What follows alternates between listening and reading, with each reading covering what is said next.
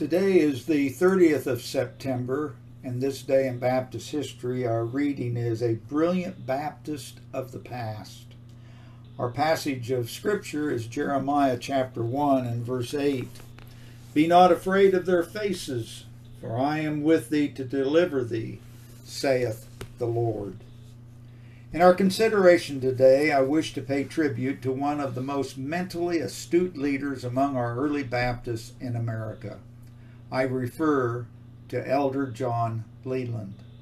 The accusation has been made against John Leland, as it has been against so many other of the early Baptists who possessed brilliant minds, that he did not have a formal education.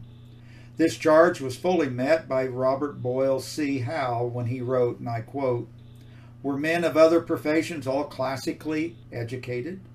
Was Patrick Henry classically educated? Were Bland, Pendleton, Carrington classically educated? Was Washington himself classically educated? Yet who has ever reproached them as uneducated men?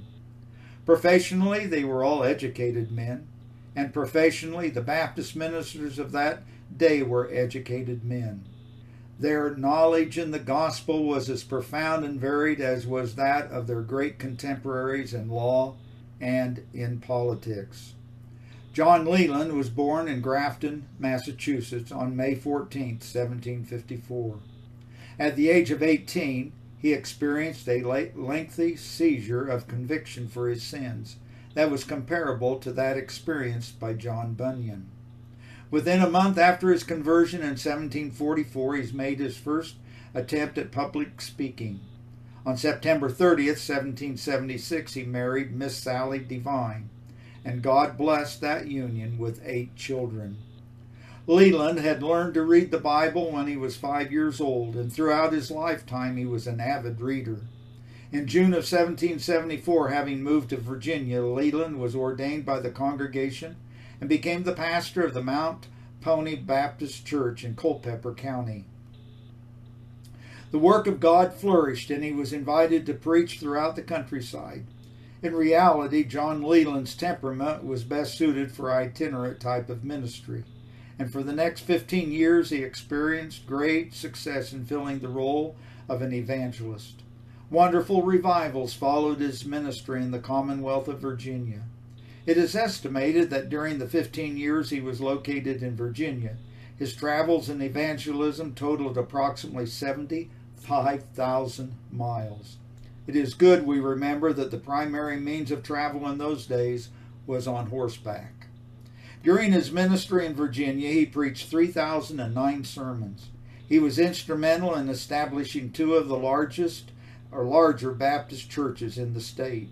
One historian has said Mr. Leland, as a preacher, was probably the most popular of any who ever resided in this state. While ministering in Virginia, he baptized 700 people. Elder Leland, like so many other Baptist preachers of that era, was threatened by physical harm if he dared baptize a certain man's wife.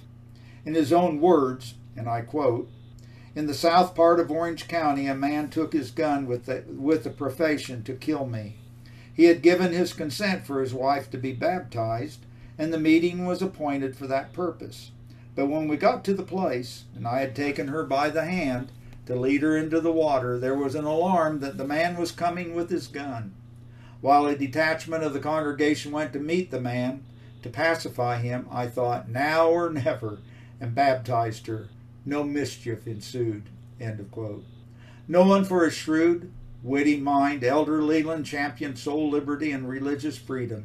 His astute leadership assured the passage of the First Amendment to our national Constitution. He opposed slavery when to do so was unpopular.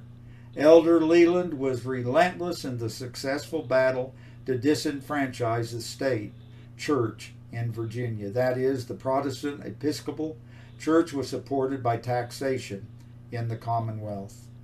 Having completed the task he believed God had for him in Virginia, Elder Leland returned to his native state and made that the center of his activities until the Lord called him home. He went on missionary tours in almost every direction, and he maintained a strenuous schedule even in old age. Between his 70th and 80th years, he continued to preach more sermons weekly than local pastors, and large crowds continued to gather to hear him.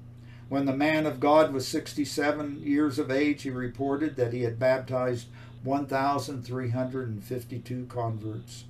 Elder John Leland died on January 14, 1841, and he was buried in his hometown of Cheshire, Massachusetts. The gravestone marker bears the inscription that he, and I quote, labored 67 years to promote piety and vindicate the civil and religious rights of all men, end of quote.